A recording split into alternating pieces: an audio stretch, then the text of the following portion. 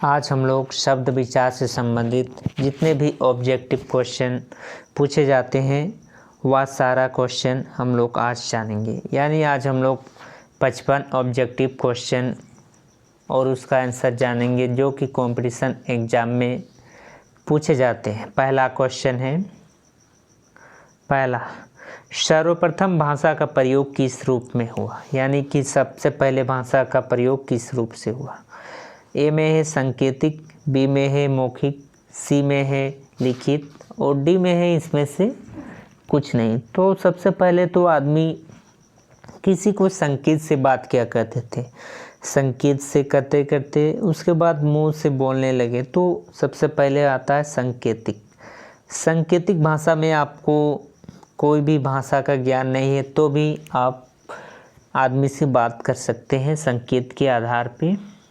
ये एक भाषा का रूप है सांकेतिक भाषा, लिखित भाषा और मौखिक भाषा, ये तीन प्रकार के होते हैं भाषा। दूसरा प्रश्न है, किसी क्षेत्र विशेष में बोली जाने वाली भाषा को क्या कहते हैं? ए में राष्ट्रीय भाषा, दो में राजभाषा, सी में बोली, डी में परिनिष्ठ भाषा। 2 नंबर, तो इसका आंसर है आपका सी नंबर, बोली। जिसे राष्ट्रीय भाषा ये विशेष क्षेत्र, ये बहुत बड़ा क्षेत्र में बोला जाता है, यानी कि देश में बोला जाता है राष्ट्रीय भाषा।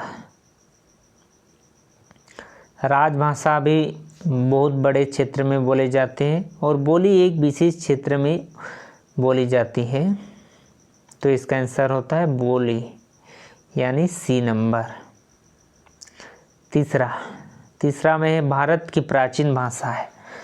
ए में है हिंदी, बी में पाली प्राकृति, सी में संस्कृत या डी में अपभ्रंश। तो हमें पता होगा कि संस्कृत ही सब भाषा का जननी माना जाता है, सब संस्कृत से ही पाली प्राकृति अपभ्रंश निकले हैं, तो इसका आंसर होगा संस्कृत। सबसे प्राचीन भाषा संस्कृत भाषा को ही प्राचीन कहा जाता है। चौथा नंबर का प्रश्न है, भारत देश में सर्वाधिक बोली जाने वाला भाषा कौन सा है? भारत देश में सबसे ज़्यादा हम लोग का हिंदी बोली जाती है।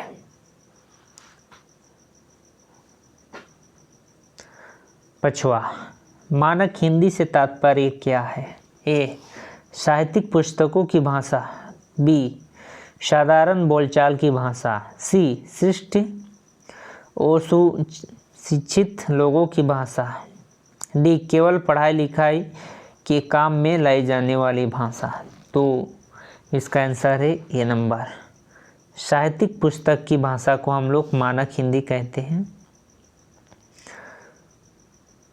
छठा नंबर, संस्कृत भाषा का प्राचीनतम रूप कहाँ दृष्टव्य होता है? वेद में, उपनिषद में, रामायण में या महाभारत में? यानी संस्कृत भाषा का सबसे प्राचीनतम रूप हमें कहाँ देखने को मिलता है? तो इसका आंसर है आपका ऋग्वेद में, ऋग्वेद, सामवेद, यजुर्वेद।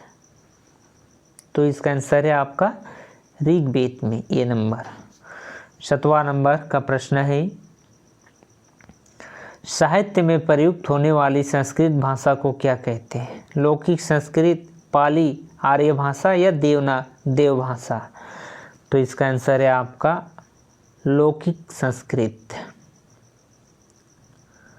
8 नंबर का प्रश्न है, हिंदी भाषा किस लिपि में लिखी जाती है? गुरुमुखी या ब्राह्मी या देवनागरी या आकोष्ठी? तो इसका आंसर है आपका देवनागरी लिपि में हिंदी भाषा लिखी जाती है। सर्वप्रथम पहला जो चित्रकारी लिपि था उसकी भाषा को ब्राह्मी लिपि कहते हैं, जिसे ब्राह्मी लिपि से ही देवनागरी लिपि बना है। 10वां नंबर, 9 नंबर में है प्रश्न, भारतवर्ष में हिंदी को आप किस भाषा वर्ग में रखेंगे? भारतवर्ष में हिंदी को आप किस वर्ग में रखेंगे? पहला राजभाषा का, बी में राष्ट्रभाषा का, सी में विभाषा का, डी में या तकनीकी भाषा का? तो इसका आंसर है आपका बी, राष्ट्रीय भाषा के रूप में हम लोग भारतवर्ष में हिंदी को रखेंगे, बी आंसर है। 10वां नंबर, संविधान की 8वीं अनुसूची में उल्लिखित भारतीय भाषाओं की संख्या है, कितना है? तो इसका आंसर है 22। आजकल है 22, पहले 18 था, तो 18 नहीं, इसका 22 आंसर होगा, जो कि यहाँ दिया नहीं है। पहले वाला 18 था, लेकिन 18 से आजकल 22 हो गया, तो इसका आंसर आप 22 लिखिएगा। 21 नंबर, देवभाषा कौन सी भाषा है? देवभाषा, जहाँ जहाँ आपको देवभाषा आता है तो देवभाषा या प्राचीन भाषा सब में संस्कृत ही इसका आंसर होगा, तो आप इसमें संस्कृत आंसर लिखिएगा। 12 नंबर का प्रश्न है, हिंदी भाषा का जन्म हुआ है। तो हिंदी भाषा का जन्म हुआ है 12 नंबर, लौकिक संस्कृत से, पाली प्राकृतिक से, मगधी अपभ्रंश से या वैदिक संस्कृत से। तो इसका आंसर है पाली प्राकृतिक से। संस्कृत आया, पाली आया, प्राकृतिक आया, उसके बाद जाके अपभ्रंश आया, उसके बाद हिंदी आया, तो इसमें आपको आंसर होगा पाली प्राकृतिक से हिंदी का जन्म हुआ है। 13 नंबर का प्रश्न है, निम्नलिखित में देवनागरी लिपि की कौन सी विशेषता नहीं है? यानी देवनागरी लिपि की क्या विशेषता नहीं है? पहला ऑप्शन में है, एक ध्वनि के लिए प्रायः एक ही वर्ण चिन्ह होते हैं, कुछ वर्णों का उच्चारण नहीं होता, ऐसी उच्चारण वैसा लिखना, स्वर्ण वर्ण का वैज्ञानिक वर्गीकरण, तो इसकी विशेषता नहीं है। तो इसका आंसर है आपका डी नंबर, कुछ वर्ण का उच्चारण नहीं होता। तो देवनागरी लिपि में हर वर्ण का उच्चारण होता है, जो कि यह गलत साबित होता है, यानी इसका आंसर बी नंबर होता है। 14 नंबर, संस्कृत भाषा में कितने शब्द रूप है? संस्कृत भाषा में कितने शब्द रूप है? तो इसका आंसर है आपका ए में है 2, बी में है 6, सी में है 12 और डी में 24। तो इसका आंसर है आपका 24, डी नंबर राइट आंसर आता है। 15 नंबर, हिंदी कौन सी भाषा का शब्द है? ए संस्कृत, बी फारसी, सी उर्दू, डी प्राकृत। तो हिंदी को सबसे पहले फारसी लोग ने हिंदी नाम से पुकारा, क्योंकि यह सिंधु नदी के पार वाले को हम लोग सिंधु नहीं कर सकते थे, इसीलिए हम लोग हिंद और हिंदू कहने लगे। तो इसका आंसर होगा आपका फारसी। किस भाषा का शब्द है? तो इसमें आप फारसी, किस भाषा से आया है बोलिएगा? हिंदी का प्राचीन भाषा क्वेश्चन में रहेगा तब संस्कृत होगा, लेकिन हिंदी कौन सी भाषा का शब्द है? तो इसमें आपका फारसी आंसर आएगा, बी नंबर जो राइट आंसर है। 16 नंबर, हिंदी किसी एक रूप भाषा का नहीं न होकर एक भाषा परंपरा का है, यह कथन किसका है? पहला ऑप्शन में है हरदेव बहारी, बी में है हजारी प्रसाद द्विवेदी, सी में है रामविलास शर्मा, डी में है रामचंद्र शुक्ला। तो इसका आंसर है आपका हजारी प्रसाद द्विवेदी का है यह कथन, हिंदी किसी एक रूप भाषा का न होकर एक भाषा परंपरा का है। 17 नंबर का प्रश्न है, निम्नलिखित में से कौन सा भाषा संस्कृत भाषा का अपभ्रंश है? ए में है खड़ी बोली, बी में है ब्रज, सी में है अवधी, डी में है प्राकृत। तो इसका आंसर है आपका डी पाली। 18 नंबर, पंजाबी भाषा का जन्म किस अपभ्रंश से हुआ है? ए में है 85, बी में है शोर सेनी, सी में है अर्थमगधी, डी में है ब्राचंड। तो इसका आंसर है आपका 85। 19 नंबर, भारत का प्रथम देश भाषा कौन सा है? ए पाली, बी में संस्कृत, सी में प्राकृतिक, डी में इसमें से कुछ नहीं। भारत का प्रथम देश भाषा, आपका क्वेश्चन में है भारत का प्रथम देश भाषा कौन सा है? तो इसका आंसर है पाली। 20 ग्रियर्सन ने किसे देसी हिंदुस्तानी कहा है? खड़ी बोली को, बी में दक्षिणी हिंदी को, सी में अवधी को, डी में इसमें से कुछ नहीं। तो इसका आंसर है आपका खड़ी बोली को ग्रियर्सन ने देसी हिंदुस्तानी कहा है। 21 नंबर भाषा साधन है, क्या का साधन है? आदान प्रदान का या ज्ञान का, बोलने का, लिखने का या अभिव्यक्त का? तो भाषा से हम लोग ज़्यादातर अभिव्यक्त करते हैं, यानी किसी से बात करते हैं, तो यह बात का ही साधन है। डी नंबर अभिव्यक्त का।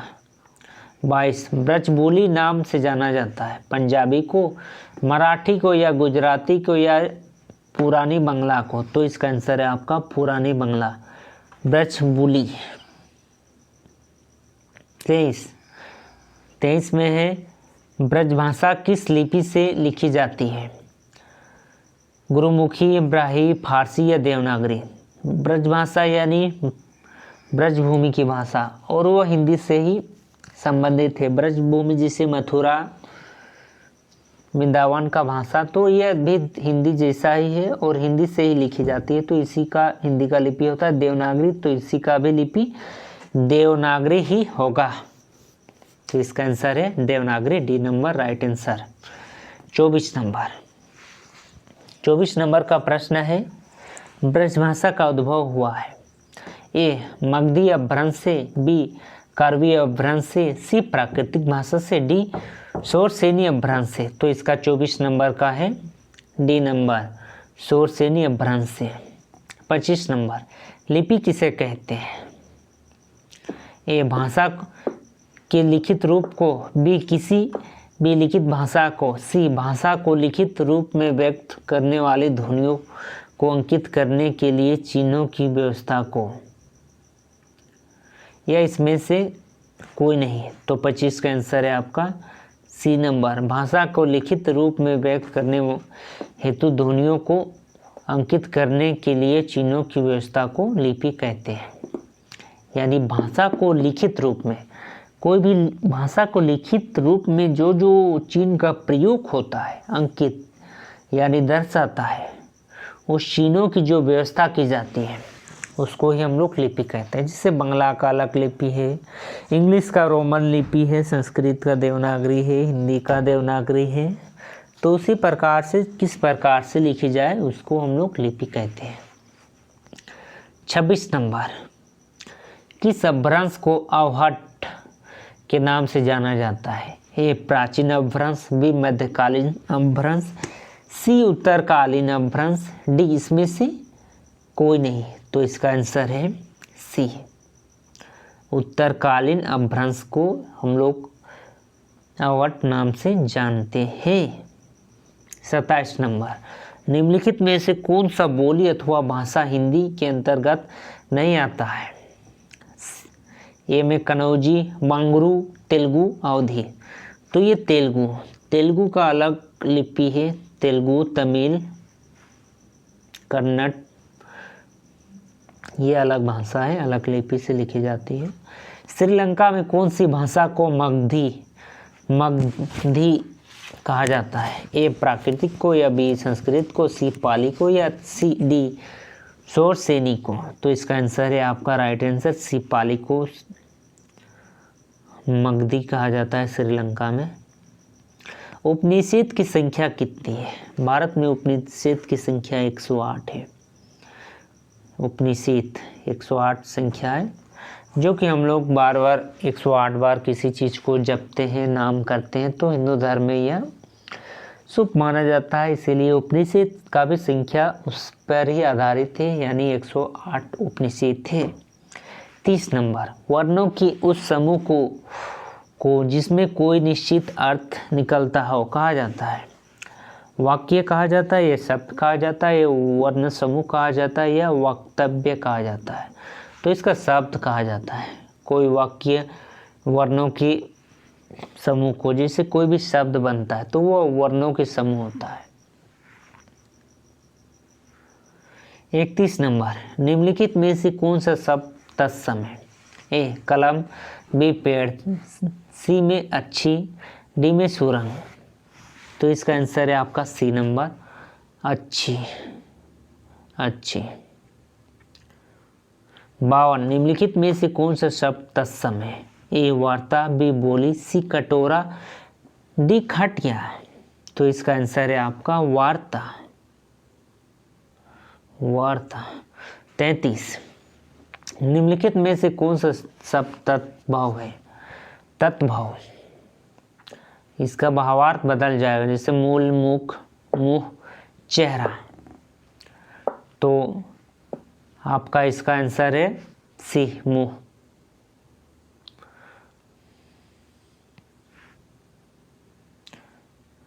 निम्नलिखित में से कौन सा शब्द तद्भव है?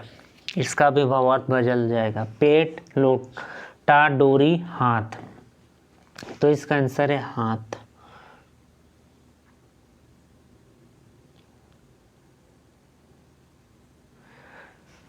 35 निम्नलिखित में से कौन सा शब्द तद्भव है? पुत्र, लोटा, कीमत या पलंग। यह कौन सा शब्द तद्भव है? तो पलंग, इसका आंसर है पलंग। 36 निम्नलिखित में से कौन सा शब्द तत्सम है? आपका शब्द दिया हुआ है कटोरा।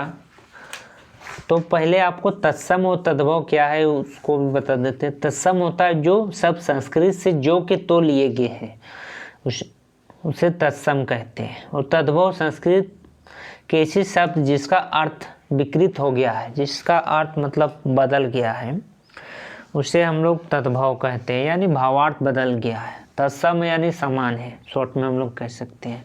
तो 35 नंबर का आपका 36 नंबर का प्रश्न है, निम्नलिखित में से कौन सा शब्द तत्सम है? यानी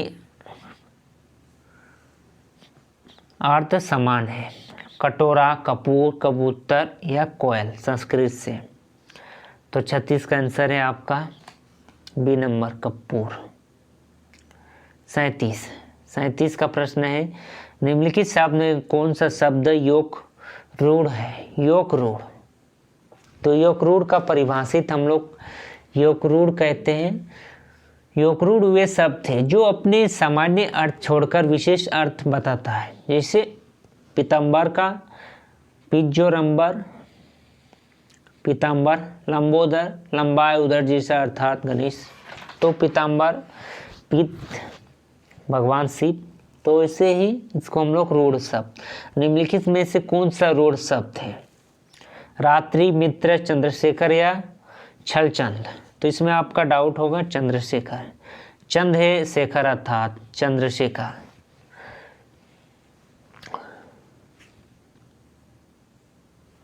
उनचालीस निम्नलिखित में से कौन सा शब्द देशज है? देश का शब्द कौन सा है?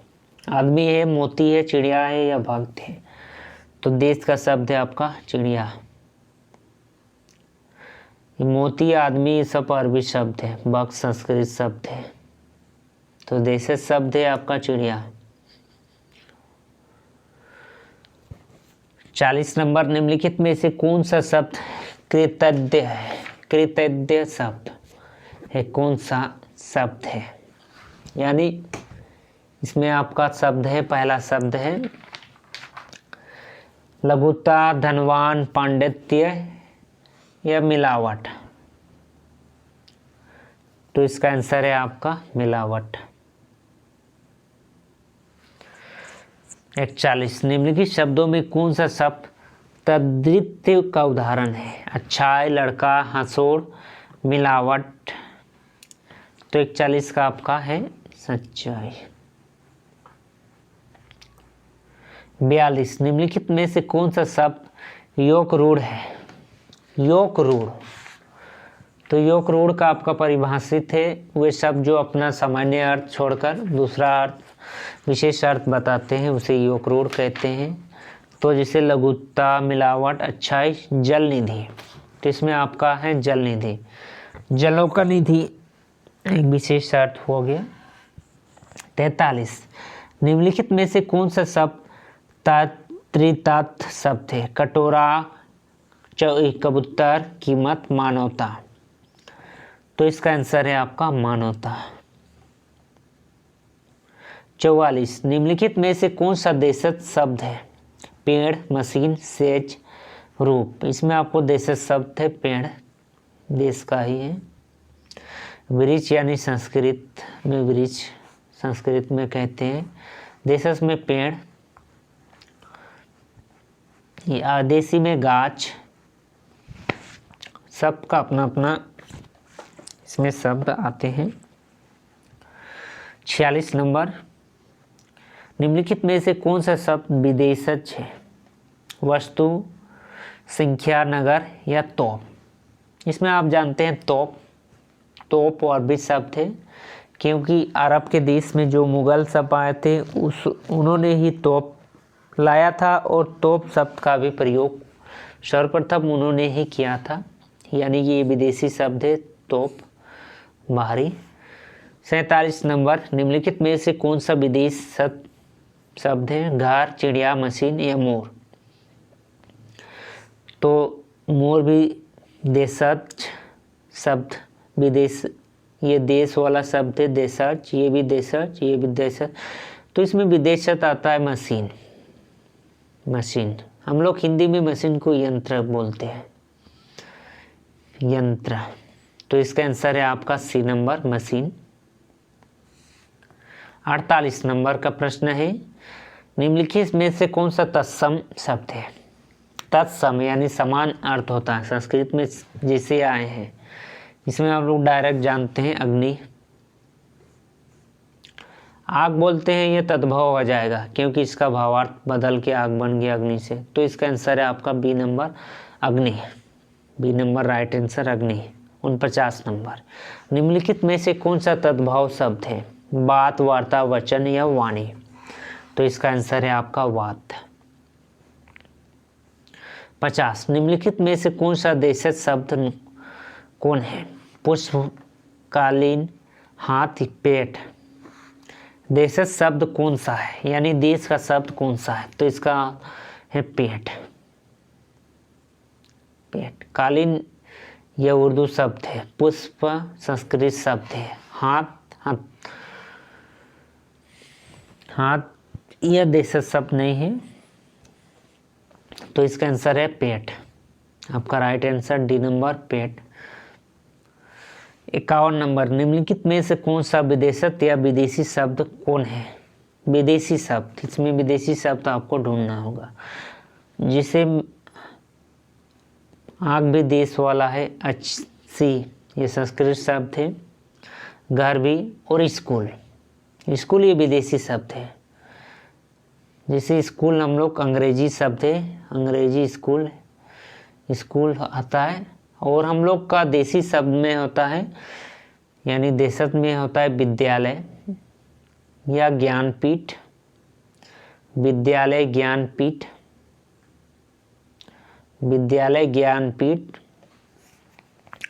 ये पुस्तकालय, ये सब देशज शब्द हैं, और स्कूल विदेशज शब्द है। 52 नंबर, निम्नलिखित में से रूढ़ शब्द कौन सा है? जैसे विद्यालय, काम, राष्ट्रपति, विद्यार्थी। तो रूढ़ शब्द इसमें से कौन सा है? तो काम इसमें रूढ़ शब्द है। 53, निम्नलिखित में से कौन सा रूढ़ कौन है? जलज, राजपुत्र, पाठशाला, घर। तो इसका आंसर है आपका घर, रूढ़ शब्द है। 54 नंबर, निम्नलिखित में से कौन सा यौगिक शब्द कौन है? लंबोदर, पुत्र, पाठशाला, गाय।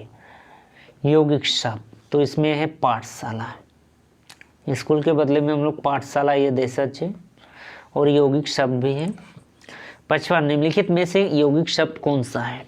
तो इसका आंसर है आपका राजपुत्र, राजाओं का पुत्र अर्थात राजपुत्र। ये थे हमारा हिंदी व्याकरण से संबंधित शब्द विकास में जितने भी पूछे जाने वाले प्रश्न और उनके आंसर, जो कि आपको किसी भी टीचर एग्ज़ाम या जो कोई भी हिंदी से संबंधित एग्ज़ाम होते हैं उसमें यह सवाल आ सकते हैं। जैसे हम लोग बीएड, नेट, टेट जैसा हो उसमें भी यह सवाल पूछ सकते हैं। नेक्स्ट वीडियो में फिर अगले किसी अच्छे टॉपिक के साथ।